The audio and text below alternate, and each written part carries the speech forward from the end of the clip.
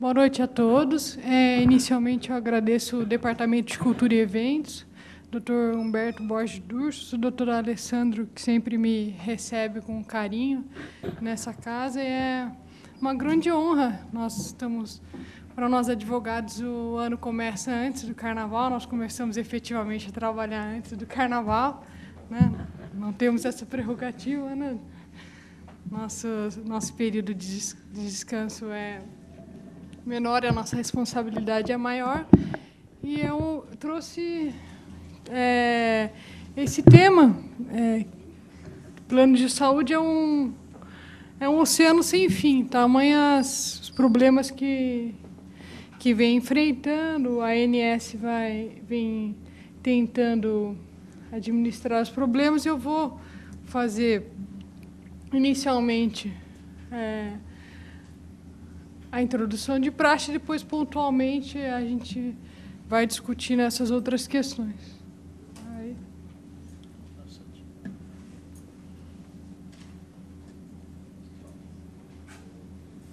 Aqui, só para a gente... Eu sempre gosto de trazer esse conceito de saúde, que é da Organização Mundial da Saúde, que é o estado do mais completo bem-estar físico, mental e social, e não apenas a ausência da enfermidade. Então, todos nós, tem até um livro, A Montanha Mágica, que ele fala que não existe um conceito de... não existe nenhum homem que ele conheça que tenha uma saúde perfeita, ou seja, todos nós, a qualquer momento, está frio, nós estamos resfriados, é um estresse, ou seja, nós estamos sempre nesse processo. Por que isso é importante, essa questão do conceito de saúde? Porque isso vai refletir quando nós formos discutir a questão das abrangências das coberturas, se a gente for pensar também na questão de uma cobertura de uma quimioterapia, que hoje tem via oral e hospitalar, nós vamos ver essa questão também do bem-estar. Ou seja, isso só para dizer para vocês, não é algo poético, é algo que depois nós vamos casar para fazer essa reflexão. Aqui, só para a gente ter uma ideia, né, que agora não é mais o nosso presidente Lula, mas é a nossa presidente Dilma, sempre. Então, agora a gente não tem mais ouvido nunca antes na história desse país. Mas, não obstante, esteja, né, a todo momento apregoado, que logo nós, ainda mais com a crise europeia, nós cada dia mais estejamos sétima economia, outros falam em quinta economia do mundo. Eu trouxe para essa reflexão que o Brasil ele ocupa no ranking da saúde.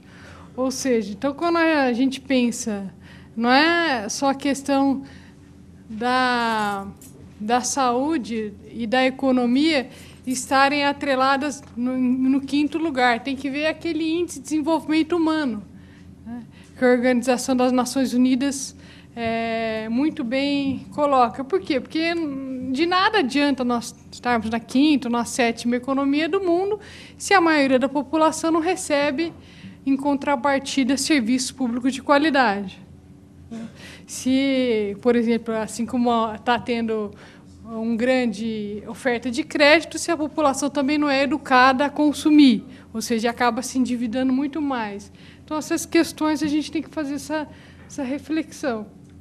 Então, vocês vejam, então, só para passar aqui rapidamente, possui a maior economia da América do Sul, mas os 3 países do continente se saem melhor. Então, vocês veem, a Argentina, Uruguai e Chile gastam, ou seja, se preocupam mais com a questão da saúde estatal por habitante. Por que eu estou falando isso? Que, embora a gente esteja falando aqui sobre os planos privados de saúde, nós não podemos esquecer que aproximadamente 25% da população possui planos privados de assistência à saúde.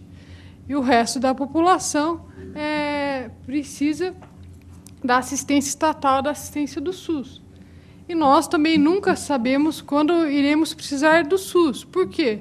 Porque nós sabemos que, pela resolução da ANS, embora seja uma questão controvertida, mesmo quem tem o melhor plano de saúde, né, encontra problemas no rol da ANS em relação à cobertura dos transplantes, né, que é algo extremamente restritivo, o rol da ANS em relação a isso. Então, todos nós podemos, do dia para a noite, precisarmos do SUS. Então, a gente tem que falar da importância e da problemática dos planos privados de saúde, mas sem esquecer da importância da política pública de saúde. Até porque o Brasil, depois dos Estados Unidos, ele é o maior mercado de saúde suplementar. Não sei se vocês sabiam disso. Então, por isso que quando tem aquela feira hospitalar, não sei se alguns recordam, não sei se foi ano passado ou ano retrasado, que até o presidente da República foi inaugurar a feira hospitalar. Quer dizer, por que ele foi inaugurar? Pela quantidade de recursos que são aportados no nosso país. Por quê? Porque fora, como eu comentei com vocês, fora os Estados Unidos, nós aqui temos esse interesse, as indústrias se interessam muito pelo Brasil. E até depois também vou falar, só dando um parêntese, que o nosso tempo é pouco, do turismo hospitalar. Eu não sei se vocês sabem, mas muitas pessoas vêm de outros países para fazer um kit. Então, vão conhecer o Corcovado e fazer uma cirurgia plástica. Não, é verdade isso. E vários hospitais de ponta têm, por exemplo, em média, tem hospitais aqui em São Paulo, principalmente São Paulo e Rio, que tem, às vezes, até 3 andares só para isso, onde toda a equipe de enfermagem ela fala inglês e outras línguas exatamente para atender esse público. Por quê? Porque é muito mais barato e nós temos uma medicina de ponta, que é referência em muitos setores. Então, isso só para a gente ter uma ideia de quantas coisas estão em jogo quando a gente fala em saúde, seja ela pública ou seja na saúde suplementar. Aqui, a questão do plano... Por que é tão importante, suscita tantas dúvidas, e a gente está reunido aqui numa segunda-feira chuvosa, para discutir esse tema? Porque, primeiro, que todos nós, nenhum de nós prescinde de uma assistência à saúde. E, em segundo lugar, o sistema atualmente enfrenta grandes problemas. Por quê? Porque tem crescido muito. Como eu estava brincando com vocês, nunca na história desse país, graças a Deus, nossa economia tem melhorado muito. E, melhorando a economia, todos nós queremos o quê? Nós vivemos numa sociedade de consumo, nós queremos ter uma roupa melhor, a pessoa quer comprar um iogurte melhor, logicamente também quer ter um plano de saúde. É uma aspiração muito legítima. Então, vocês vejam a questão da importância, quase 90% das pessoas que não têm acham importante ter um plano de saúde. Isso ou seja, 6 em cada 10 entrevistados recomendariam aos familiares e aos amigos a aquisição de um plano de saúde. Por quê? Também pela precariedade do SUS. Quem não assistiu, eu recomendo aquele filme do Michael Moore, Cycle, SOS Saúde, onde ele compara o sistema de saúde pública de vários países. E é muito interessante. Então, a pessoa melhorando, ela já quer ir para a saúde suplementar. E o que tem acontecido? A gente vê que a maioria dos planos, as pessoas que a gente conhece mesmo, se a gente for fazer um apanhado com todos nós, a maioria tem planos coletivos. Então, aquela pessoa que ela estava fora do mercado de trabalho ou estava na informalidade, o que acontece hoje em dia, vamos supor, ela já está vinculada, um contrato de trabalho seletista. Vamos imaginar que agora essa empresa ofereça um contrato coletivo. Então, o que tem acontecido? Tem cada vez mais aumentado, as pessoas têm cada vez ingressado mais nos planos privados de saúde. Isso é uma coisa boa? É uma coisa boa. O que nós vamos ver em contrapartida é que, vamos imaginar que eu tenho esse meu plano de saúde. Então, ele tinha essa carteira, ou seja, esse número de pessoas que utilizavam minha rede credenciada, os meus serviços. E com esse grande ingresso de novas pessoas vinculadas aos planos, principalmente os coletivos, eu simplesmente, operadora, a maioria delas, isso é uma constatação, não estou falando mal, né? Aqui devem ter muitos colegas que advogam para as operadoras, até é bom a gente brincar e discutir com eles, né? Porque essa é a dinâmica do direito, é quem gosta de uma boa discussão, não é verdade?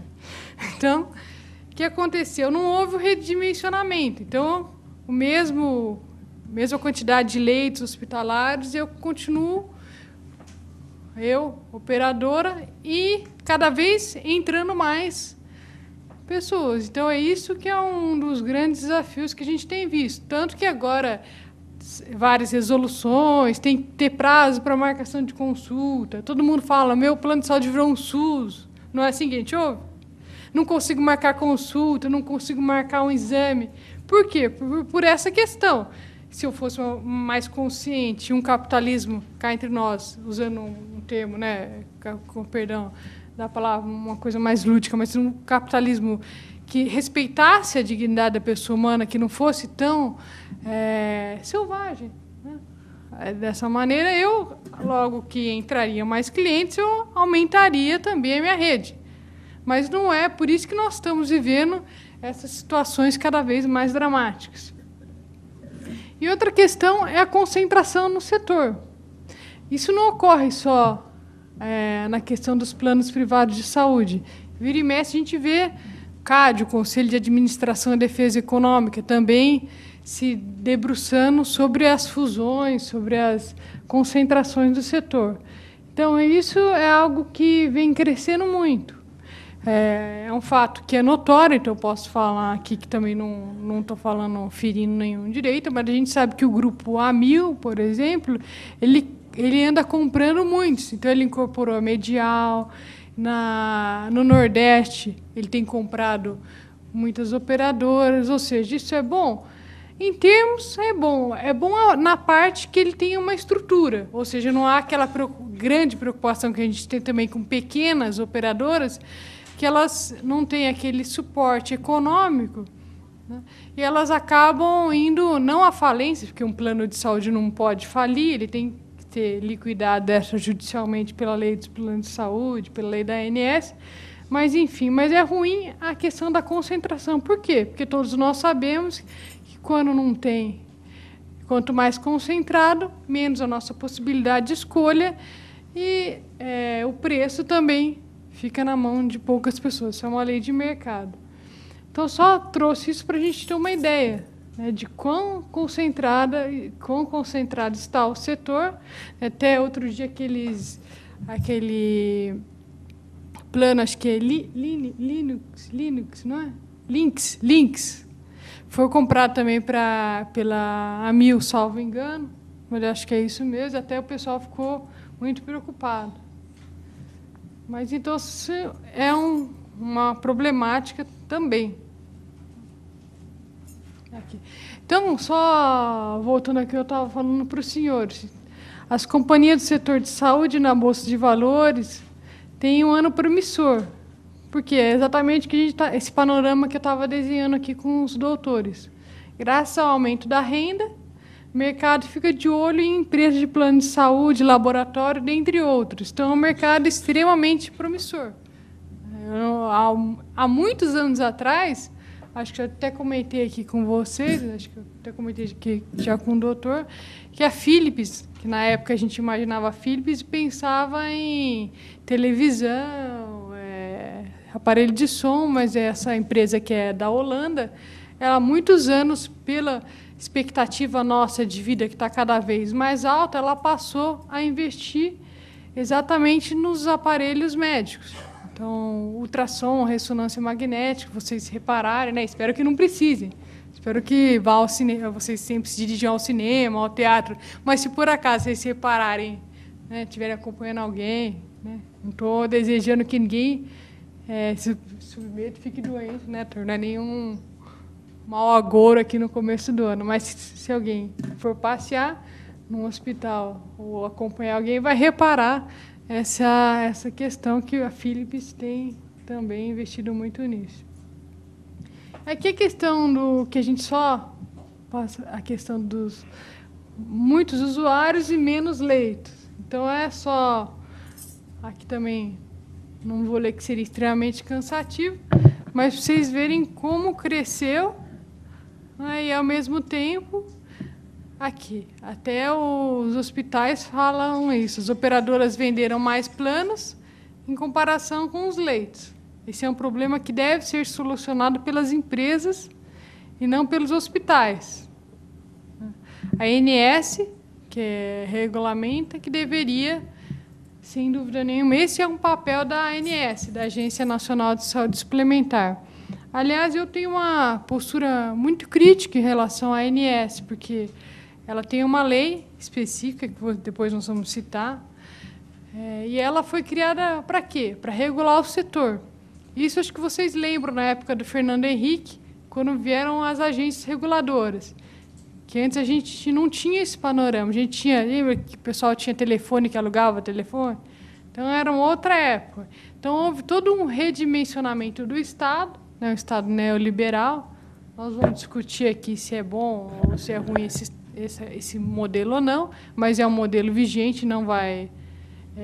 não há nada que indique que ele vai ser remodelado. As agências reguladoras estão aí, a Agência Nacional do Petróleo, a Agência Nacional de Cinema, as ANAs, como a gente costuma brincar. Mas o que ocorre? O que ocorre é que a ANS, de fato, ela não vem cumprindo o seu papel a contento. Por quê? Porque se ela tivesse, logo que eu compro, vamos supor que eu seja uma operadora, eu incorporo uma outra carteira de clientes. Se a ANS ela acompanha esses dados imediatamente, se ela estivesse acompanhando esses dados e verificando que realmente, não, olha, você realmente incorporou, que bom, né, que você está um plano de saúde, uma operadora mais próspera, mas você tem que redimensionar sua rede para atender as pessoas. Aí nós não teríamos chegado a esse ponto de ter que editar uma resolução para ter um dia, para ter os dias certos para marcação de consultas. Quer dizer, deixa o problema chegar nessa dimensão para a ANS tomar uma providência. Isso é muito triste em várias outras questões. A ANS vem sendo criticada e até o Instituto de Defesa do Consumidor tem ações civis públicas contra ela, até porque uma das outras funções importantes que a ANS tem é fiscalizar a saúde financeira da operadora. Então, ninguém pode, né, como acontece, ser surpreendido, né, minha operadora não está bem, vai entrar em liquidação, está descredenciando.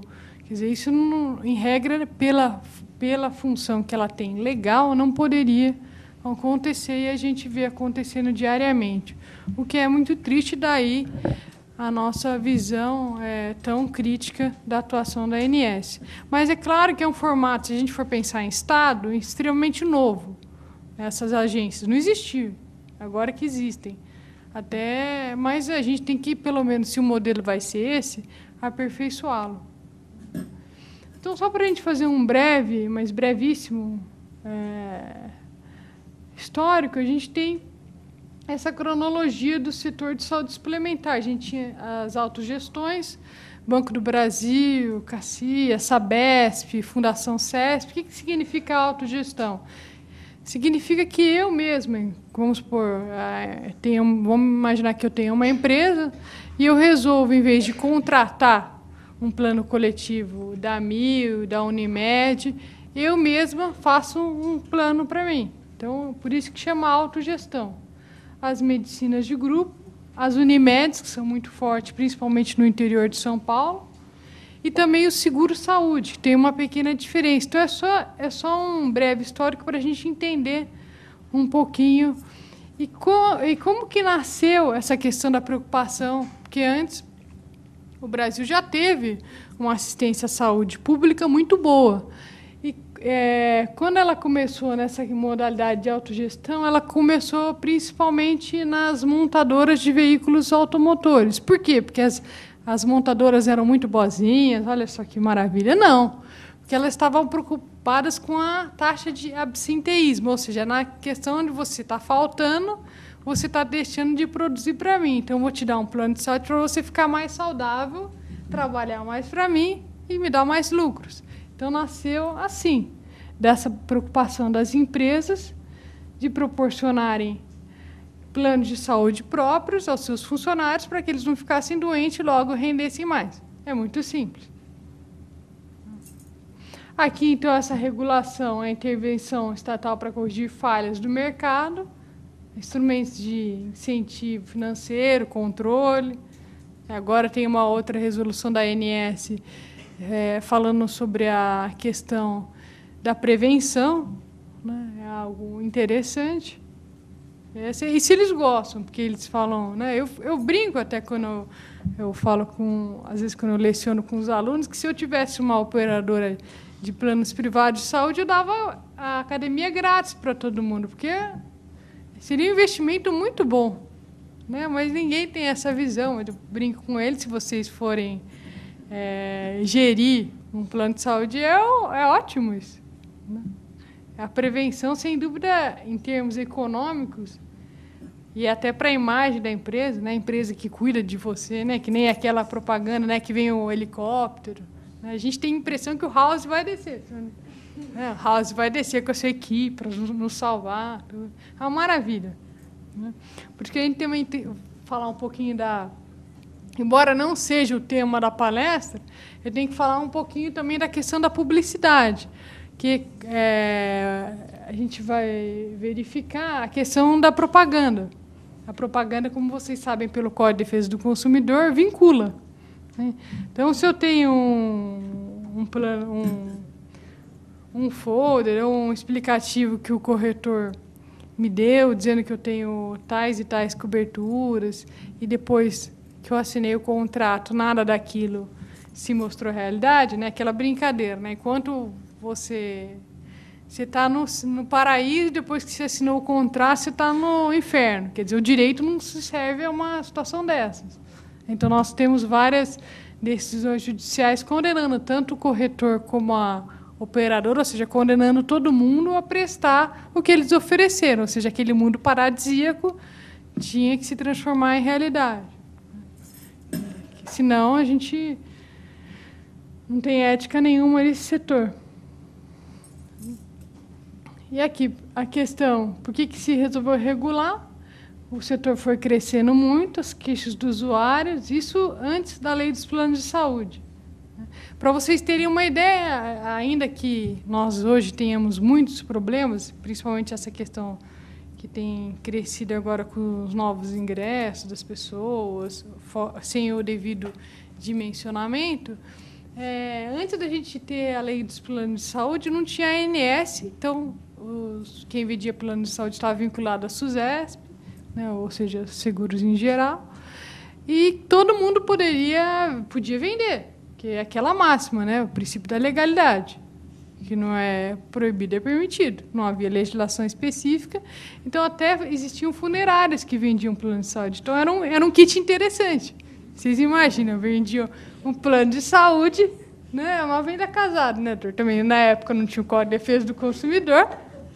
Eu vendia para você o plano de saúde e o kit funerário também, para, se não obtivesse êxito. Então, senhora. Então, vocês imaginam, esse era o panorama. Então, se hoje a gente tem também que ver, a gente tem que ter a noção de que muita coisa melhorou também. Não podemos ser o arauto aqui do apocalipse, de que tudo está muito ruim e tal.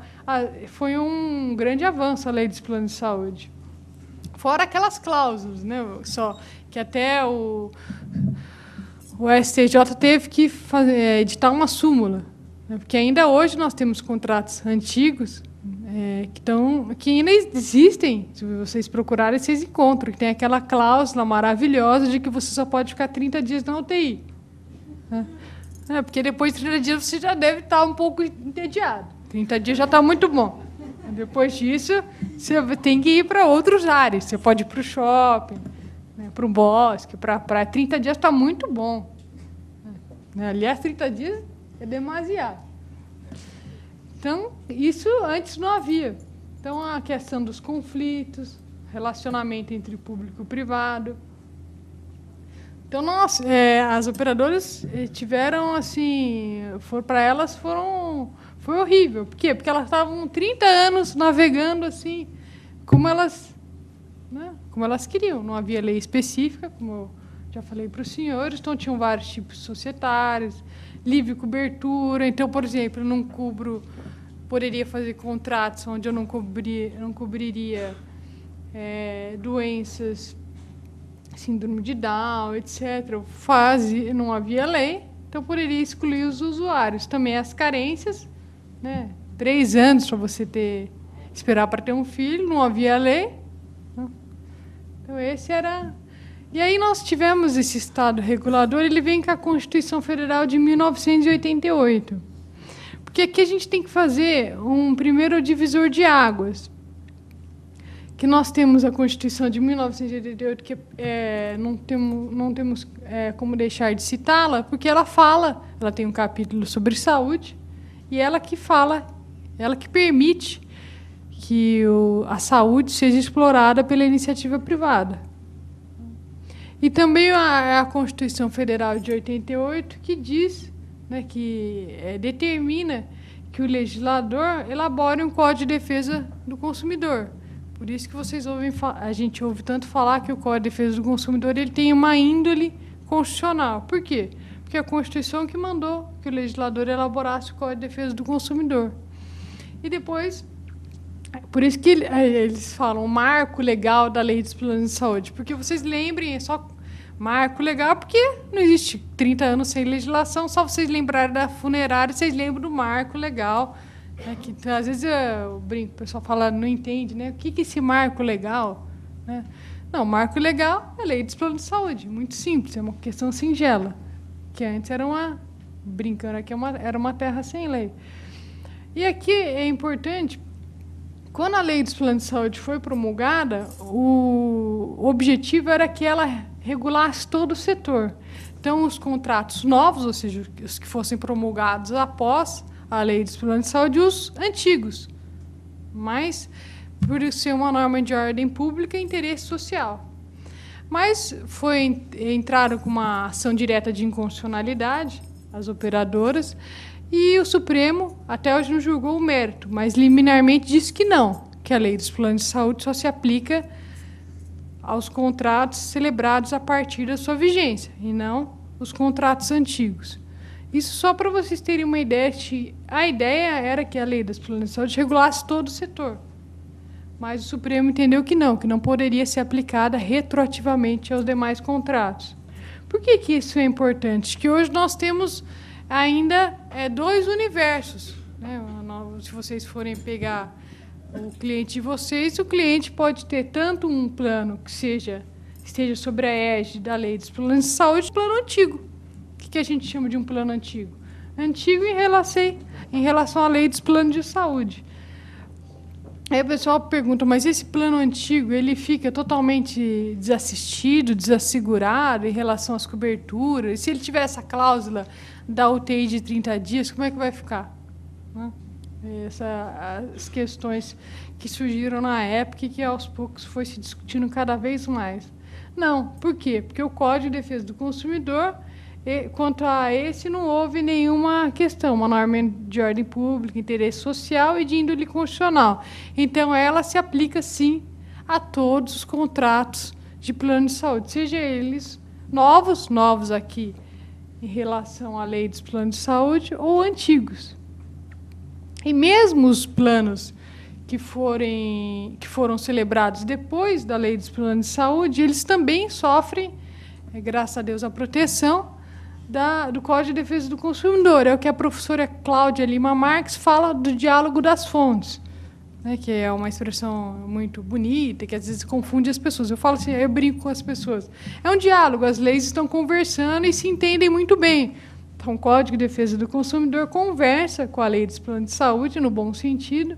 Por quê? Porque a Lei dos Planos de Saúde, os senhores devem ver, ela é extremamente enxuta. Ela tem poucos artigos, tem uma parte que depois nós vamos ver que dessa relação plano de saúde fica a cargo das resoluções. Então, daí a importância do Código de Defesa do Consumidor. Até porque, para expurgar, que a gente sabe os contratos de planos privados de saúde são os contratos típicos de adesão. Então, daí, por isso a importância do Código de Defesa do Consumidor, para quê? Para extirpar desses contratos aquelas cláusulas que são muito abusivas. É difícil, se vocês forem pegar um contrato, acho que qualquer contrato adesivo, né? Se a gente for pegar, acho que não tem um que não tem uma cláusula abusiva. Por quê? Porque eu vou redigir o contrato. Eu sou dona do negócio, vou redigir ao meu favor. Então, é por isso que é essa importância. E aí depois nós tivemos, vocês vejam, em 2000, a lei que criou a Agência Nacional de Saúde Suplementar. Então, a importância é grande, sem dúvida nenhuma. Por quê? Porque a gente hoje tem as carências certinho, né? Temos os tipos de contrato, proibição de rescisão unilateral do contrato. Isso, fora as questões, depois a gente pode discutir isso, dos contratos coletivos, né? Que aí já tem uma outra disposição, mas, mesmo assim, o Poder Judiciário tem um olhar em relação às resoluções mais protetivo, porque é uma resolução, como a gente, apenas também fazendo um outro parênteses, a gente sabe, desde que a gente estudou direito, da pirâmide, Constituição, e as resoluções são resoluções. Então, elas, várias, o que der para ver, eu vou ver aqui com eles, depois, mas só para vocês terem uma ideia, existem várias resoluções da ANS, assim como resoluções de outros órgãos que são ilegais, né, que restringem, principalmente se vocês forem fazer uma pesquisa em relação à questão da emergência e urgência, a resolução, acho que não é nem da ANS, na época acho que era do Consul, ela é tida como mais restritiva do que a própria lei, a resolução. E, por isso, no Poder Judiciário, muitas vezes, ela é tida como ilegal. Isso é uma questão de hermenêutica que a gente, logo nos primeiros anos, nós estudamos isso. Daqui só a questão que eu já falei para os senhores das principais mudanças. Então, autorização. Então, hoje, se eu quero operar nesse mercado, eu tenho que ter autorização da ANS, eu tenho que garantir que eu posso realmente...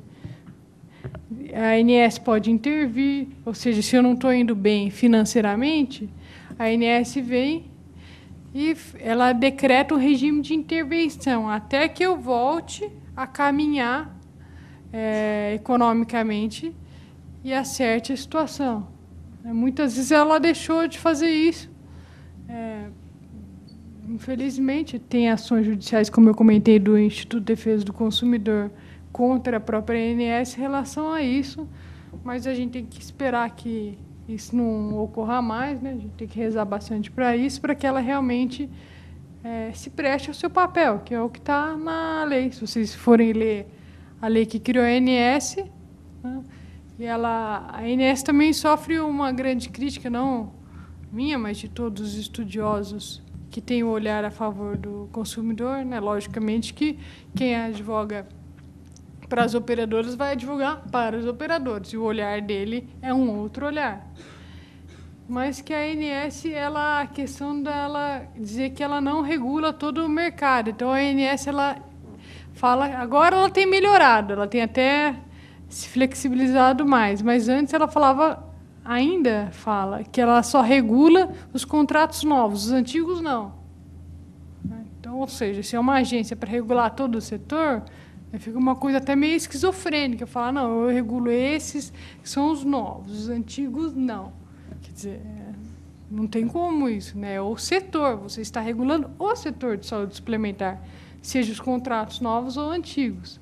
Eu digo que ela melhorou porque ela tem editado, pelo menos, algumas resoluções já favorecendo os contratos antigos. Quer dizer, isso, para mim, mostra que ela não pode continuar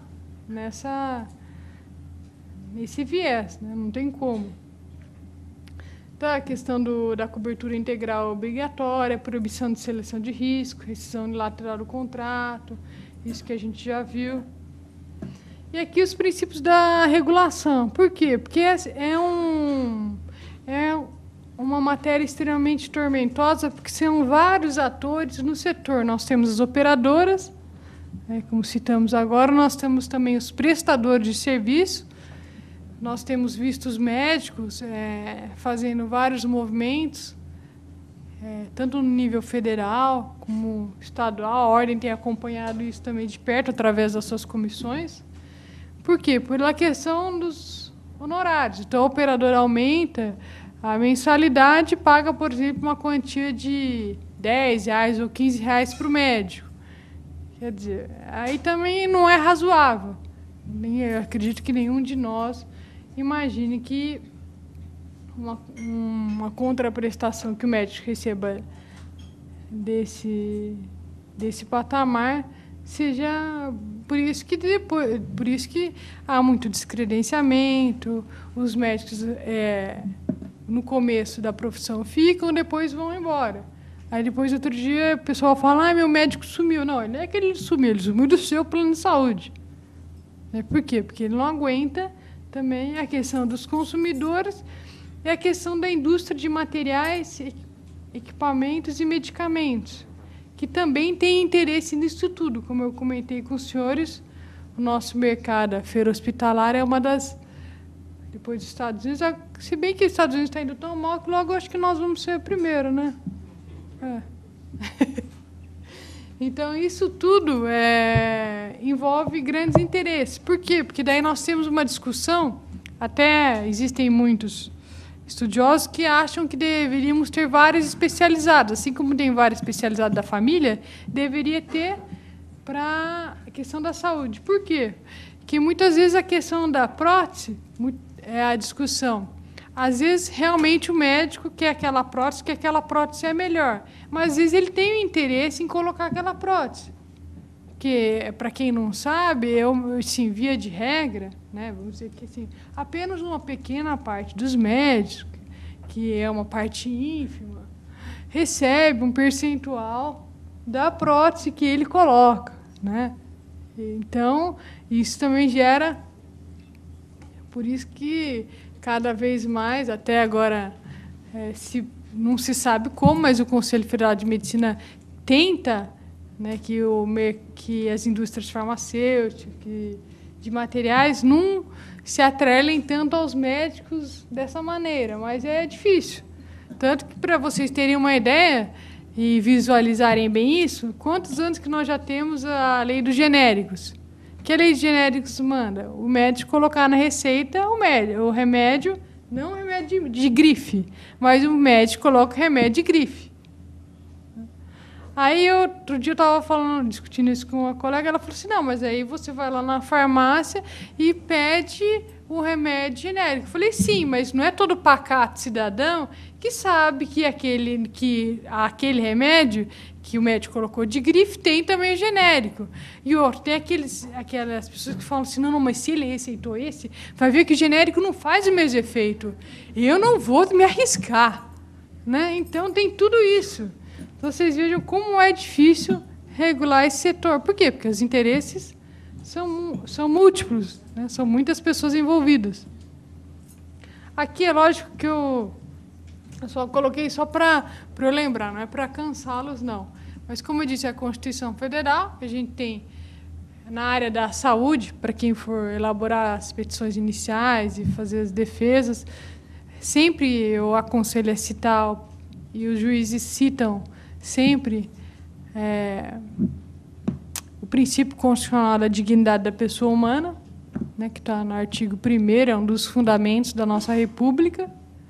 A gente tem, como eu comentei com os senhores, o Código de Defesa do Consumidor, né, além da questão da publicidade, das cláusulas abusivas, a lei dos planos de saúde. Aí a gente tem o Conselho de Saúde Suplementar, que ele foi criado antes da lei da ANS. Depois da criação da lei da ANS, embora exista formalmente o CONSUL, a gente tem visto as resoluções são emanadas mais mesmo da Agência Nacional de Saúde Suplementar. Aí vem as outras leis, né? Sociedades seguradoras, do Estatuto do Idoso, né? Que os operadores querem morrer às vezes quando eu falo sobre isso. Não vamos falar sobre outro assunto, né? Porque eles não querem falar sobre isso por um motivo muito simples, porque o Estatuto do Idoso ele é de 2003. E, ao contrário do que quiseram fazer e conseguiram com a lei dos planos de saúde, o Estatuto do Idoso já foi considerado uma norma de ordem pública, interesse social e aplicabilidade imediata. O que significa isso? Significa que ele vai incidir tanto sobre os contratos tidos como novos, como nos contratos antigos.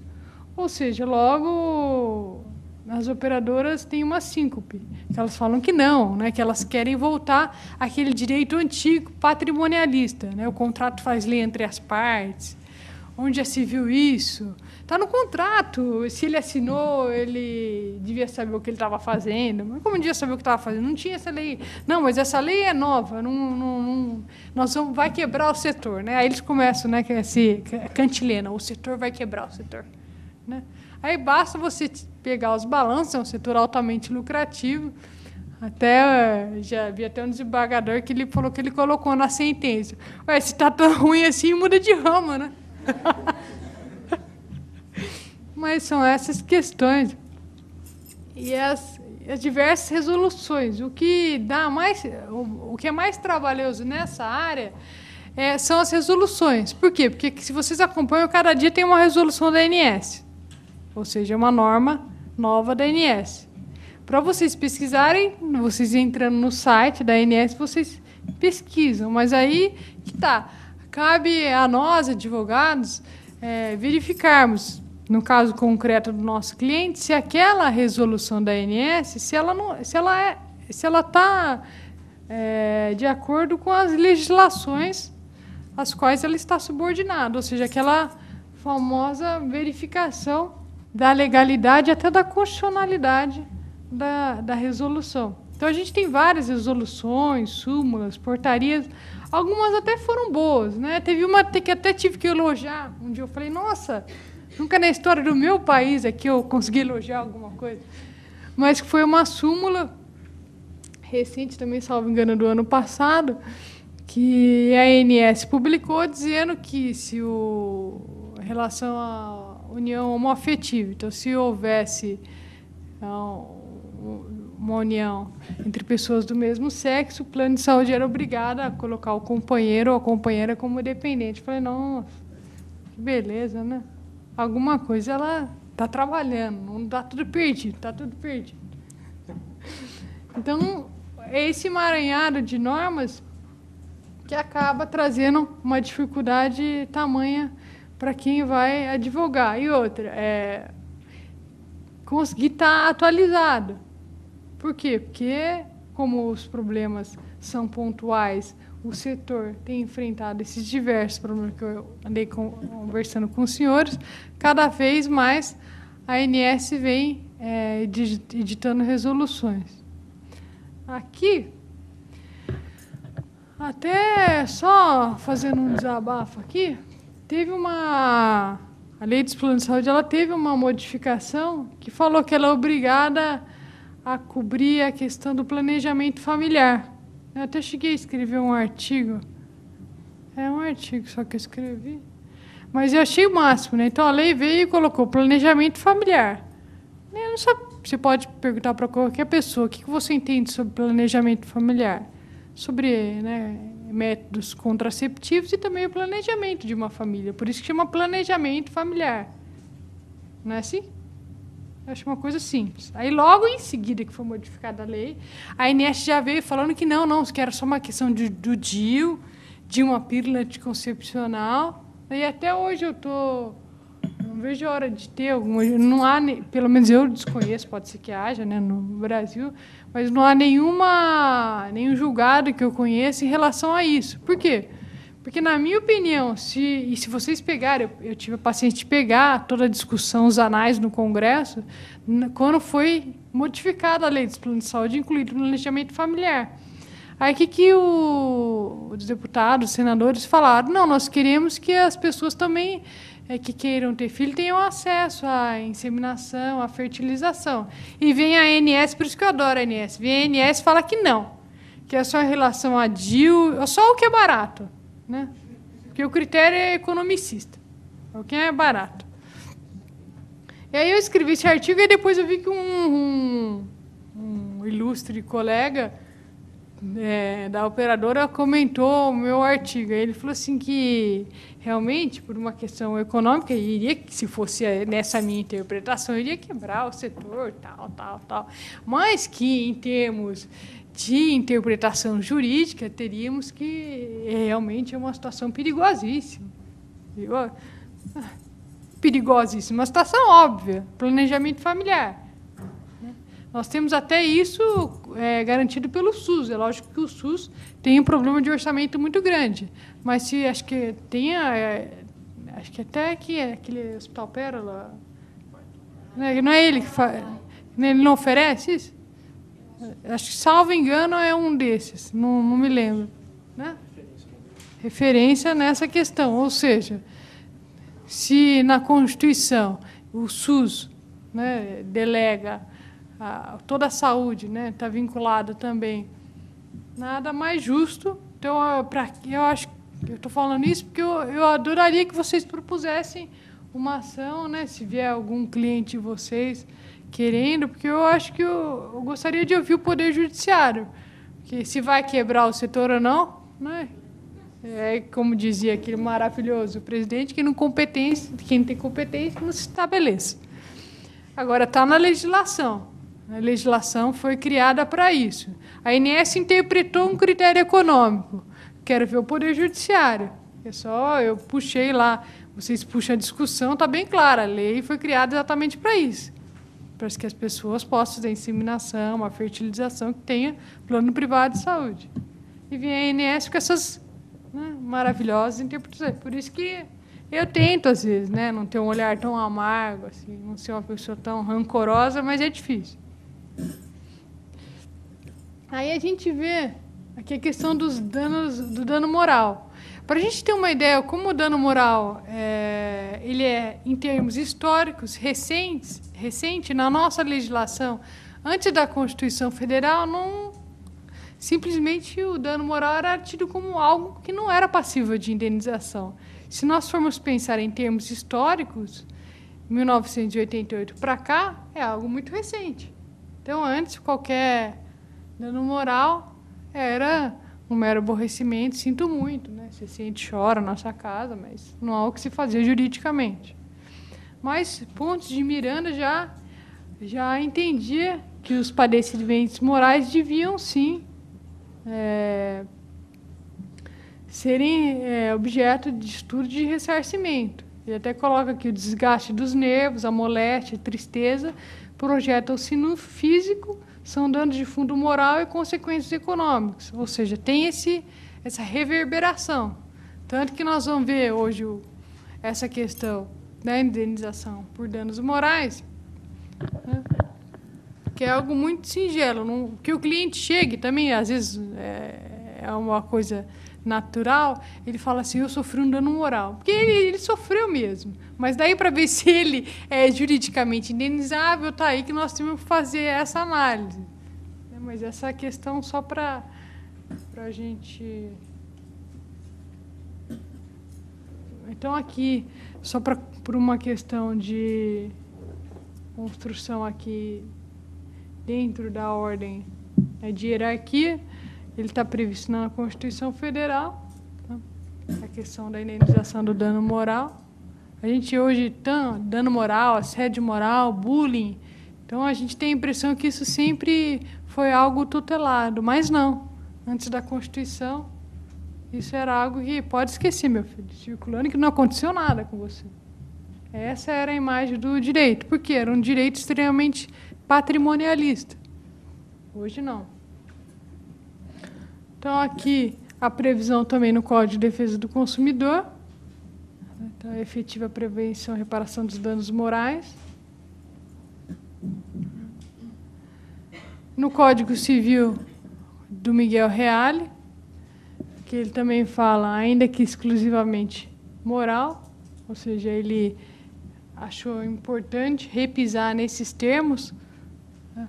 Até porque o Código Civil do Miguel Reale, ele está extremamente... Muitas vezes ele se aproxima do Código de Defesa do Consumidor, se vocês repararem.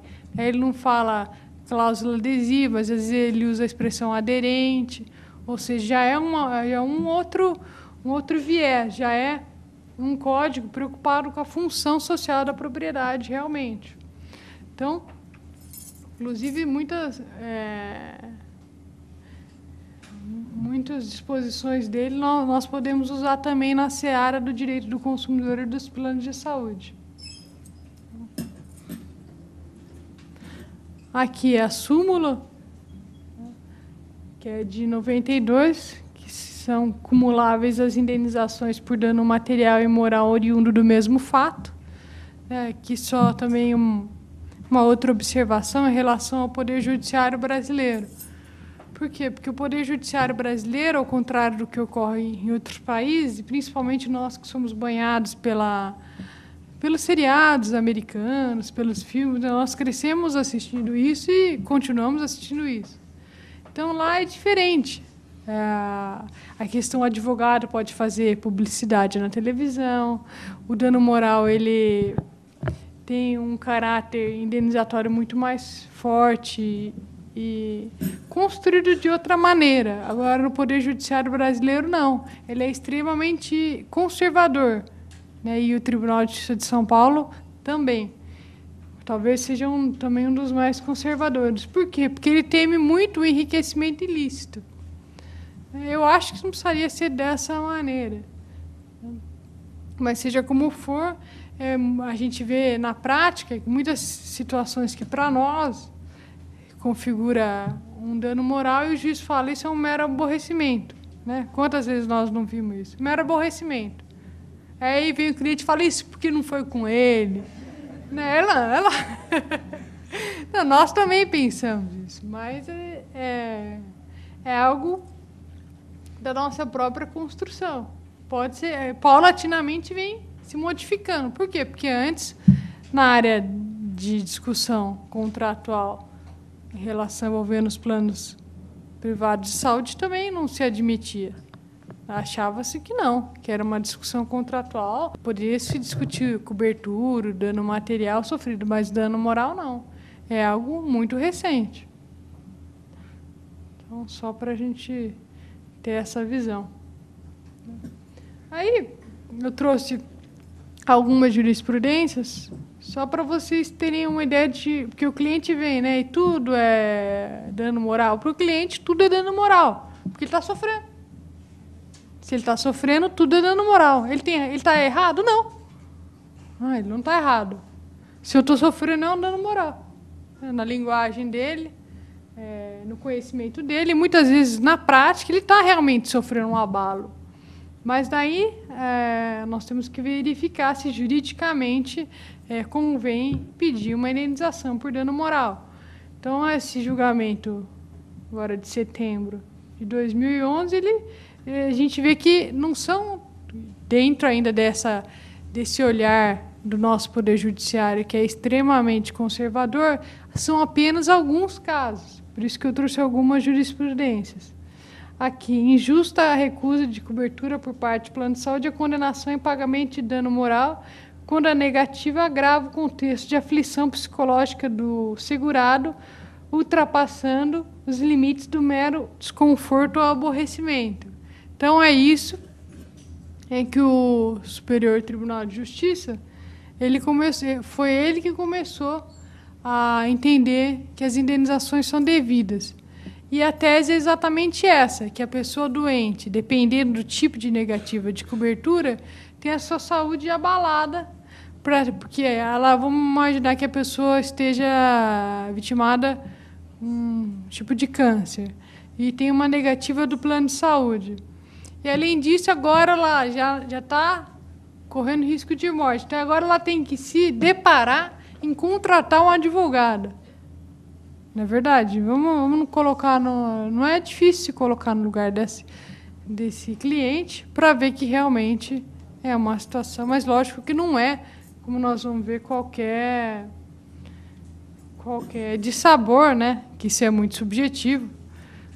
Uma vez o doutor Luiz Antônio Risato Nunes foi indagado até numa palestra. Eu acho que ele não achava que estava havendo muitas condenações por dano moral aqui no Brasil. Não sei de onde o entrevistador tirou isso, mas tudo bem. E que ele achava isso não era perigoso, essa indústria do dano moral. Eu achei brilhante a resposta dele, que ele falou assim, não, eu acho que está tendo uma indústria de violação aos direitos. De dano moral, eu não conheço essa indústria, mas, enfim, eu também partilho dessa opinião. Está aqui outra jurisprudência que eu trouxe, você veja, um retardamento de uma cirurgia, porque a operadora maravilhosa não fornecia o catéter. Desconformidade da previsão contratual, requisição de profissional não autorizada, e a requisição já era, ou seja, fica naquele problema, né? Já autorizou, mas não chegou o material, ou então autorizou, mas aí o médico foi descredenciado. Então, aqui ficou bem claro que cabe indenização por danos morais na hipótese que a empresa de seguro de saúde, alegando não previsão em cláusulas pactuadas, deixa de autorizar a realização de procedimento cirúrgico solicitado por profissional não credenciado, quando antes já havia autorizado a requisição do mesmo profissional adiando a cirurgia por não fornecimento de catéter obtido pela própria paciente por doação. Você imagina a aflição, né? A gente está vendo o caso aqui julgado, mas, quer dizer, deve ter sido tão aflitiva essa questão da aquisição do catéter que ela conseguia até uma doação. E, mesmo assim, a operadora se negava a realizar a cirurgia. Ou seja, é uma situação que não tem nenhum tamanha... E outro dia também recebi uma ligação de uma aluna, foi aluna minha, né? Ela falou assim, ela está trabalhando naquele hospital novo, bonito, acho que é do câncer ainda também lá. É Zerbini? Não sei, acho que é. Aquele novo, bonito. É que fica lá perto do Hospital das Clínicas? Isso, ela me ligou, ela falou assim, posso te ligar, não sei o quê. Vi que ela estava meio aflita. Falei, pode, né? Falei, o que foi? Ela falou, eu estou com uma paciente que eles também atendem a parte do SUS e a parte de planos privados de saúde. Aí que é outra discussão de fila dupla. Aí tem que ser uma outra palestra, né? E aí ela falou assim para mim, acho que era, salvo engano, Sul-América. Então a Sul-América disse que o médico não sabe o que faz, que ele manda os relatórios, e a Sul-América falou que não vai cobrir porque o tratamento quimioterápico, no caso dela, é experimental. Falei, é mesmo? Nossa, a que ponto chega, né? Tratamento quimioterápico, você veja como a pessoa tem que ser criativa. Mas aí também chega a ser... Aí eu mandei o que eu tinha de... subsídios mínimos, né, para fornecer para o médico, que ela falou assim que a pessoa já estava indo para o SUS. Daí também mostra o descrédito das pessoas em relação a obter uma tutela do Poder Judiciário. Quer dizer, ela nem ia buscar ao abrigo uma prestação jurisdicional. Nada disso, ela ia para o SUS. Olha que situação. Então, essa é também uma situação que cabe a nós, principalmente que advogamos na área da saúde, informar também que uma liminar, se a gente for de manhã, na hora do almoço, à tarde no máximo, a liminar, ou ela é concedida, ou a antecipação de tutela é concedida ou não. Quando há risco de morte ou uma perda de função, é muito provável que consiga. Mas, assim, as pessoas estão tão desacreditadas que ela ia para o SUS. Então, essa é uma situação muito triste que cabe a nós também. E eu acho que é uma campanha de todos, né? Até pela valorização não só do advogado, mas aqui até da cidadania e da saúde mesmo. E outra, vai para o SUS, depois vai se discutir o ressarcimento do SUS, porque não era para ir para o SUS, se ela tem um plano privado de saúde, ela deveria ser. Aí outra história também, aqui é negativa de cobertura de internação de emergência. Porque aí já é a questão da hipótese de emergência e urgência da lei dos planos de saúde, que até comentei com os senhores. Para quem quiser estudar essa questão, pode pegar tanto a definição que tem na própria lei dos planos de saúde, a resolução que existe definindo, que ela é mais restrita do que a própria lei. E, então, aqui a negativa de cobertura de internação de emergências era a obrigação de indenizar o dano moral, considerando a severa repercussão na esfera íntima do paciente já frágil pela patologia aguda que o cometeu. É aí R$10.000. Os valores também são, na minha opinião, extremamente baixos, mas, enfim, como a gente vê, é um caminhar do direito em relação a isso. Se em 88 nem existia, agora existe. Não existia nem no plano de saúde, agora existe. A gente querer também que o valor vai ser uma construção paulatina do direito. Aqui outro também do Superior Tribunal de Justiça, da Unimed. É até interessante que aqui toda a nomenclatura do acórdão é toda oriunda do Código de Defesa do Consumidor. Então, ele coloca, né, os operadores de plano de assistência à saúde ofereceram um plano de assistência à saúde, produto. Será prestado por profissionais, serviço integrantes de rede, integrantes ou não da rede credenciada, contratada ou referenciada. Aí ele fala a prestação de serviço. Então, ele enquadra tudo direitinho, bem didático. Aí ele fala, não autorização para a realização do exame laboratorial, quer dizer, um exame laboratorial não autorizado. Caracteriza o fato do produto. Então, você veja que é interessante que ele utilizou toda a nomenclatura do Código de Defesa do Consumidor.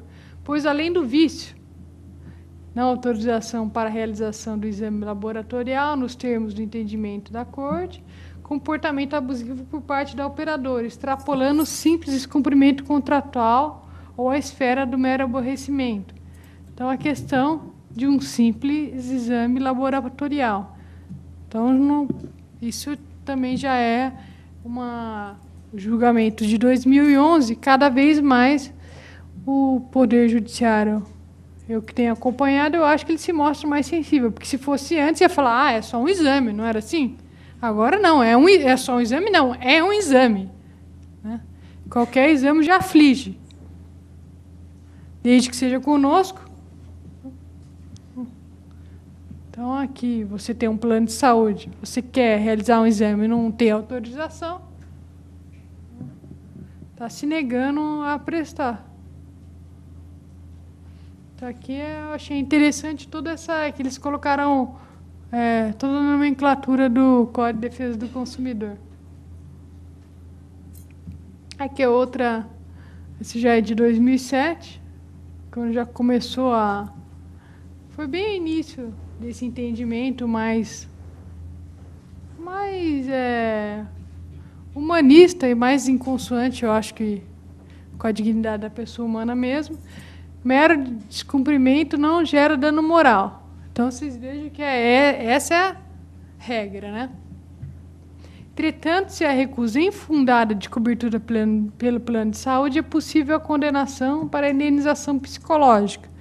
Então, desde que se nasceu essa interpretação do Superior Tribunal de Justiça da indenização, da possível indenização do dano moral, foi realmente fundada no abalo psicológico do paciente de ter que ingressar no Poder Judiciário.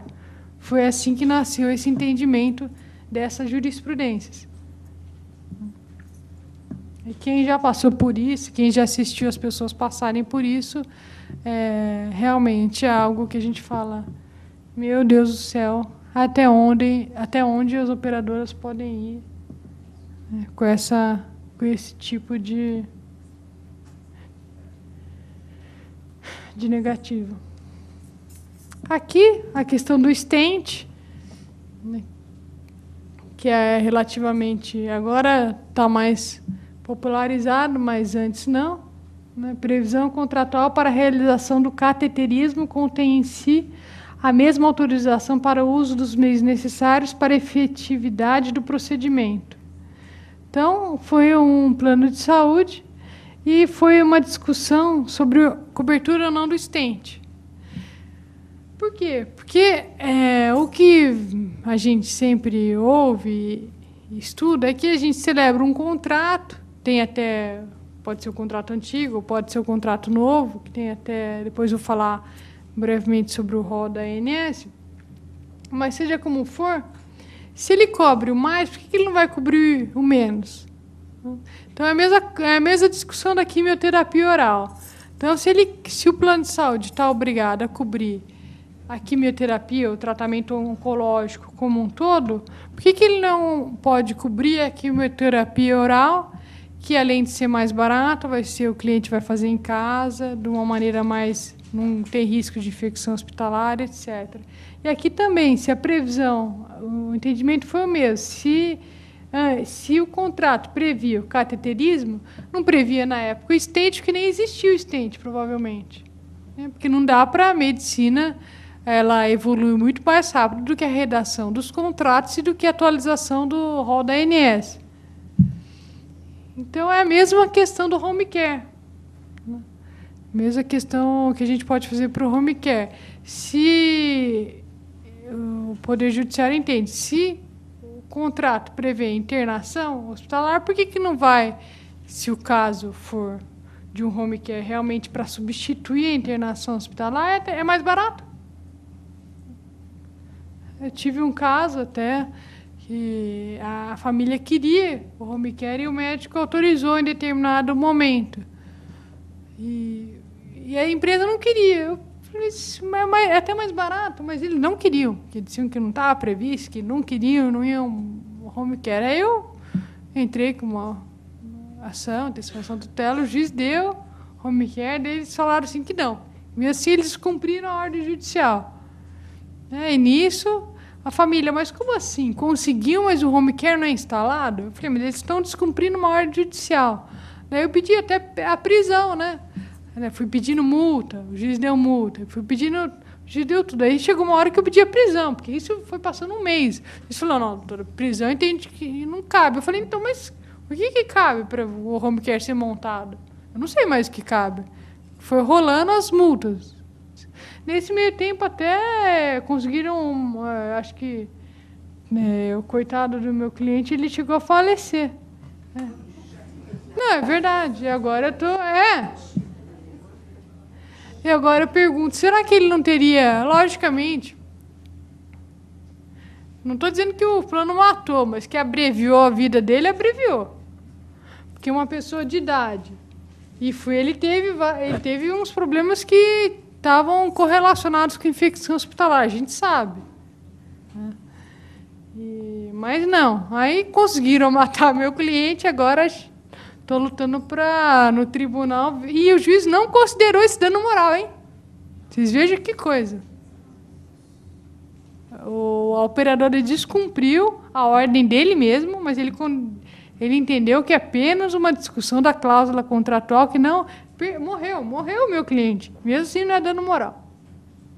Quase que eu falei, eu não sei mais o que é dano moral. Eu não sei mais o que é direito, né? Agora eu falei, não, calma, a gente tem que se acalmar, né? Tem que se acalmar, porque a vida não é assim. Aí respira e faz recurso. Né? Porque não tem só ele, falou. Aí vê ele uma pessoa diferente. Uma pessoa diferente. E aí aqui outra questão das jurisprudências. Uma outra questão também.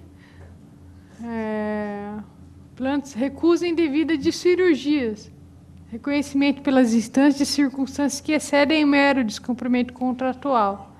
Por quê? Várias vezes o plano simplesmente ele recusa a cobertura de cirurgias que estão previstas. Simplesmente ele se nega Qual que é o motivo da negativa? Ele nem nega por escrito, ele simplesmente... Tanto que eu sempre falo, a gente tem que fazer tudo por escrito. Hoje em dia tem até... Às vezes, quando a gente recebe aqueles e-mails maravilhosos, né, doutor? Emagreça enquanto durma, caneta espiã. Né? Então, a gente tem que, pelo menos, gravar. A caneta espiã é boa. Então, a gente pode gravar a recusa e mandar. Eu sempre peço para mandar. Tem operadora que, infelizmente, instrui até os seus funcionários a não receberem nada. Não pode receber nada. Então, eu falo, então manda uma carta com AR. Né?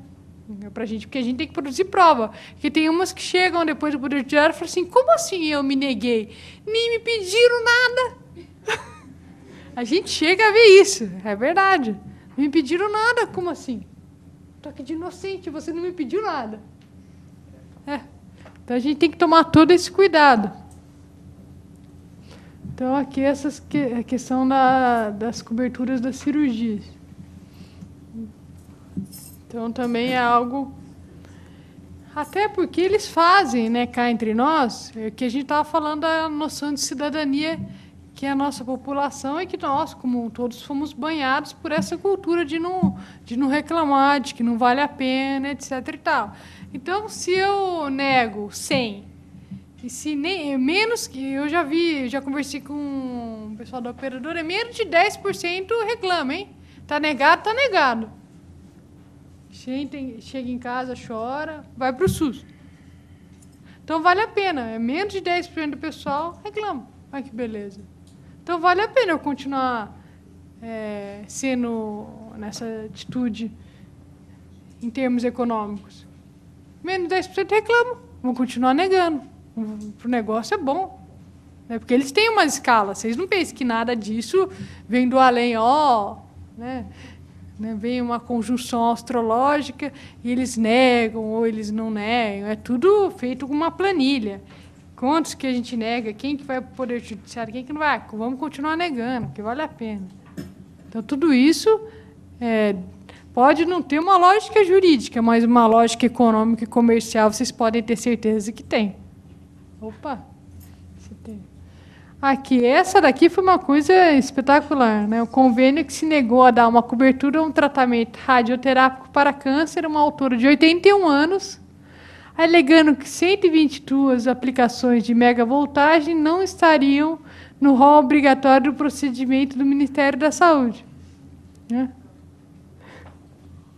Então, vocês vejam a que ponto que chega. Isso aqui foi em São Paulo. Isso é muito interessante, a gente falar um pouquinho sobre o rol, né? Como nós estamos falando de cobertura. Então, como a gente sabe, o rol da ANS, ele é, pelo menos a cada 2 anos, atualizado.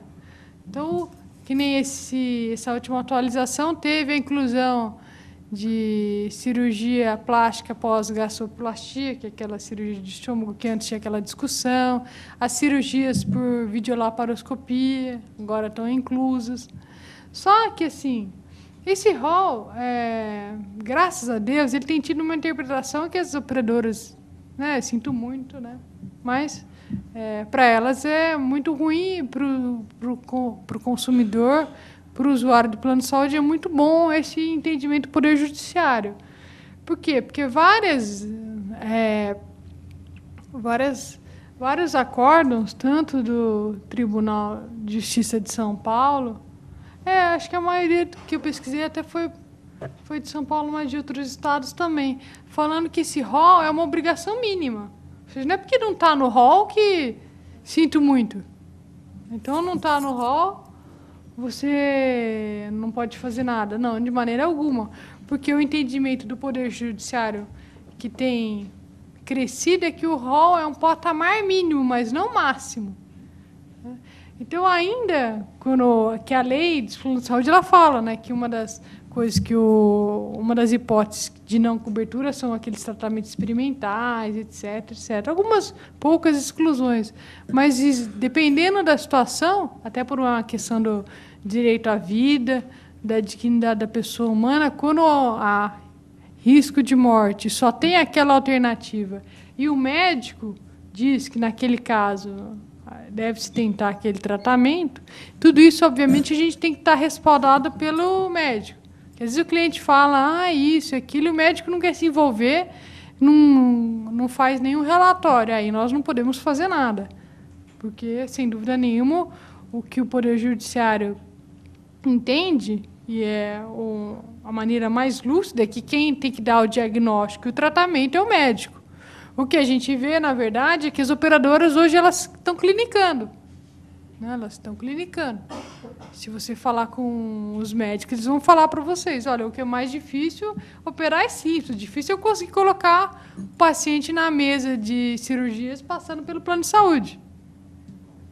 Então, essa é a realidade. Por quê? Porque eles... quando a gente tem assim, uma gripe, alguma coisa, tudo bem. Agora falou em prótese, uma coisa mais assim. Aí meu amigo, é muito difícil uma prótese. Aí vai falar assim que não precisa, ou não vai querer cobrir a prótese mesmo. É muito difícil, né? Quando a pessoa precisa de uma prótese, o plano de saúde fala, não, vamos colocar a prótese, você, pois não, né, está no contrato. Tal. Ainda que esteja no rol, pode estar onde quer que seja, a operadora, por uma questão econômica, ela evita, né, essa questão. Por isso que a lei dos planos de saúde ela sempre previu aquela questão do ressarcimento do SUS. Ou seja, se eu tenho meu plano privado de saúde, mas eu vou para o SUS, o meu plano tem que ressarcir o SUS. E durante muitos anos, vocês já leem de 98, dos planos de saúde, durante muitos anos os planos de saúde se debateram no Poder Judiciário, falando que não, que a saúde é universal, que essa norma era inconstitucional, ilegal, e agora já está pacificado que não, que tem que ressarcir o SUS, sim. Então, já tem várias execuções fiscais nesse sentido. Mas é algo também relativamente recente, ou seja, só agora que se conseguiu essa pacificação nos tribunais do ressarcimento do SUS. Então, vocês vejam essa questão. Então, ainda que não esteja no rol da ANS, se o médico disser que aquele tratamento é o indicado, não importa que não esteja no rol, que não esteja no contrato. A gente está falando de direito à vida, dignidade da pessoa humana, saúde. Então, a gente não pode se atrelar a isso. Esse é um entendimento, não é um entendimento poético, é um entendimento baseado na Constituição Federal, no Código de Defesa do Consumidor e na Lei dos Planos de Saúde. Mas, principalmente, nessa seara, o que é mais interessante é a gente trabalhar com os princípios mesmo. Porque os princípios, eles são, como dizem, né, poeticamente, o alicerce, eles são, como é que é? O alicerce do edifício jurídico. Assim. Então, nesse caso, realmente, os princípios, embora alguns achem que não devam dar a devida importância, os grandes problemas que eu tive jurídicos nos processos não foi com base na letra da lei que eu resolvi, mas sim com base nos princípios. Não digo só nessa área, até na área civil, trabalhista, foram sempre os princípios que me salvaram. Então, aqui também outra questão, era um parto de gêmeos, estava em iminente risco de morte, então eles estavam falando que estava no prazo de carência. Mas aí é uma situação diferente. Uma coisa uma situação é a questão de um parto, né, normal, um parto que está tudo bem. Outra questão é deixar ela desassistida com risco de morte no parto de gêmeos, alegando que está no prazo de carência. Por quê? Porque daí realmente configura uma situação de emergência. Então, aí foi um caso também onde foi considerado manifestamente abusivo. Aí, mais uma vez, diante do valor predominante, que é a saúde da mãe e das crianças. Tem também, do Tribunal de Justiça nosso, aqui de São Paulo, mas já próprio próprio relator já colocou precedentes do STJ. Aqui. Então, essa também é uma questão tormentosa. O stent, né, que o stent ele é meio carinho, né, por isso que também teve toda essa discussão. Então, sempre, até tem uma amiga minha, faz tempo que eu não encontro com ela, ela trabalha para operadora, ela até falou assim, eu já falei para os meus colegas, no caso de stent não adianta mais recorrer, já está pacificado, a gente tem que cobrir mesmo. Fala, eu não podia conversar muito com ela certos temas que eu me irritava, mas tudo bem. A gente tem outros assuntos dentro da amizade, né? Mas esse não podia. Então, aqui é negativo da operadora de cobrir os custos de cirurgia para a colocação do stent. Aí ela falava que era uma endoprótese.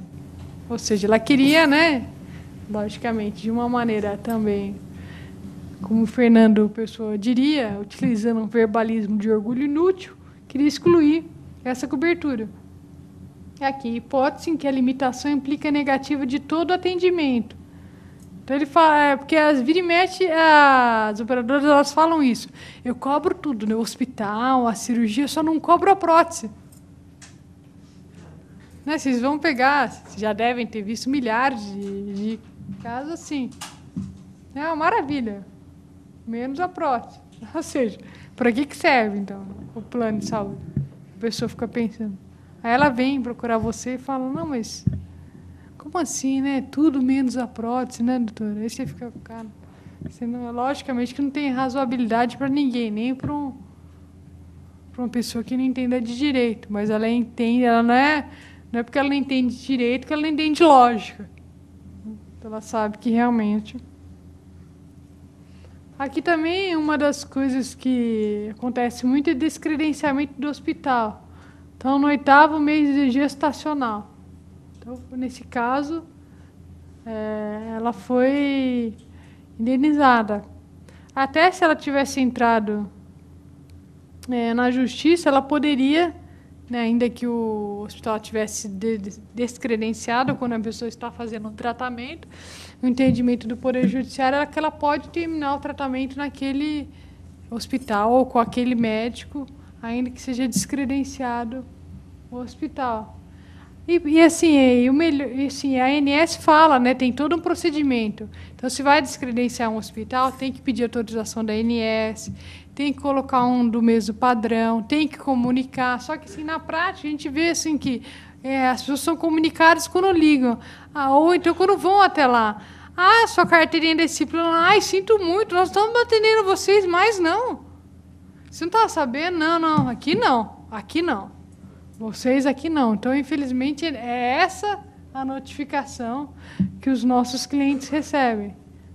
Na hora, né, muitas vezes num pronto-socorro, que elas ficam sabendo que aquele hospital, que elas têm a confiança, porque a gente contrata um plano de saúde, e o chamariz é sempre a rede hospitalar, lógico. Você fica imaginando para onde eu vou se acontecer alguma coisa. Você fica imaginando hospitais que tenham uma confiança mínima. Obviamente, isso dentro do padrão de cada um, mas mesmo assim. E então, o descredenciamento sempre causa um dissabor muito grande. E aqui, nesse caso, vocês vejam, ela estava no 8º mês. E foi impossibilitada de agendar uma internação obstetrícia. A 1000, né? Está aqui, é público, né? Não estou falando mal de ninguém, só estou lendo né? Imagine que eu faria uma coisa dessa. Não é da minha pessoa falar mal das operadoras. Mas aqui, como toda manifestação judicial tem como regra a publicidade, então, na publicidade do acórdão, a 1000, no custeio do parto, pela não comunicação do descredenciamento do nosocomio, que é o hospital assegurado, em ofensa também à lei dos planos de saúde. Então, vocês vejam as agruras que são enfrentadas. Eu coloquei também, eu já vou abrir para perguntas. É só essa resolução, né, que é só porque eu comecei falando para vocês em relação aos planos privados, o grande ingresso de novos participantes. Então, essa resolução é aquela resolução dos limites para marcação de consulta, essas duas resoluções. Então, pelo menos essa, a ANS falou que ela se aplica tanto aos contratos celebrados antes e depois. Né? Eu quase desmaiei quando limos, eu falei, não é verdade, calma. Então, aí ela fala, né, se vocês forem... Isso só vou falar, a maioria já deve estar a par, mas aqui apenas esse gráfico que vocês também já devem conhecer, mas vocês vejam a que ponto chegou essa questão. Então, 7, 14, 10 dias, 21, imediato. Ou seja, então é uma situação que não precisaria chegar a esse nível de regulamentação da ANS se ela tivesse acompanhado o ingresso desses novos participantes e a devida dimensão do atendimento. Então, isso vocês têm, eu sei que vocês já devem estar sabendo, mas é mais um desabafo da situação, né? Aqui, então, mas voltando ao nosso tema, que é a indenização por danos morais em hipóteses absurdas de negativa de cobertura, então não vai ser qualquer cláusula que a gente tem uma dúvida interpretativa que vai ensejar a indenização por dano moral, ou seja, vai ter que ser uma situação mais grave, mais absurda. E ela vem realmente traduzindo a sensibilidade do Poder Judiciário. Né? Essa questão que eu vejo de se coisificar a vida humana, né? Porque parece, até se pensar no seguro do carro, se bater o carro, cobre o carro inteiro. Né? É uma coisa, a gente imagina né? Essa parte do carro eu não cubro, essa eu cubro. Né? Quer dizer, fica uma coisa assustadora mesmo. Eu acho muito interessante que ele fala exatamente isso num acórdão, juiz, que, em princípio, a saúde é um bem indivisível. Não faz sentido lotear o corpo humano, seus aparelhos e sistemas para proteger uns e não outros. Então, vem o RODNS e fala, transplante pode ser rim, córnea, transplante autólogo, transplante heterólogo de medula óssea. Não, mas e se for o outro sistema? Não, outra parte do corpo é outra parte do corpo. Quer dizer, também entendo que não faça sentido esse tipo de disposição. Aqui também agora sim, um pouquinho de poesia, porque senão ninguém aguenta, né? Até a questão que a gente trata do direito, e o direito a gente já aprendeu com Miguel Reale na teoria tridimensional do direito, fato, norma e valor. Então, o direito nada mais é do que nossos valores. São traduzidos nas normas. Então, o Fernando Pessoa tem um livro que eu gosto muito, que ele fala da erudição, né? Do conhecimento, da cultura e também da questão da sensibilidade. Então, por que eu falo isso? Porque até uma vez eu discuti, né? Conversei docemente com uma desembargadora, eu falei assim, excelência, a sentença vem de sentir. Ela parou assim, né? Eu falei, nossa, isso dá certo, né? Precisa até repetir isso, né? Então, às vezes as pessoas esquecem, né? O direito, né? O que está atrelado à lei, sem dúvida nenhuma. Mas o direito é uma ciência interpretativa, a sentença vem de sentir, e, logicamente, que está banhada pelos sentimentos, fatores externos e internos do juiz, né? Do seu tempo. Daí, esse é o nosso papel como advogado, né? Sensibilizar o magistrado. Às vezes é difícil, mas isso faz parte do nosso trabalho. Né? E por isso que o direito ele tem essa discussão, né? Direito é muito técnico, é muito isso. Eu sempre falo, bom, se for para ser técnico, aqui embaixo a gente compra um CD que tem modelo de tudo. Né? O que falta na verdade, a gente compra um CD, né? Nem precisa de CD, vai no Dr. Google ou no, sei lá, os alunos dizem que tem Zé Moleza, né? Que você entra no site tem tudo, você paga.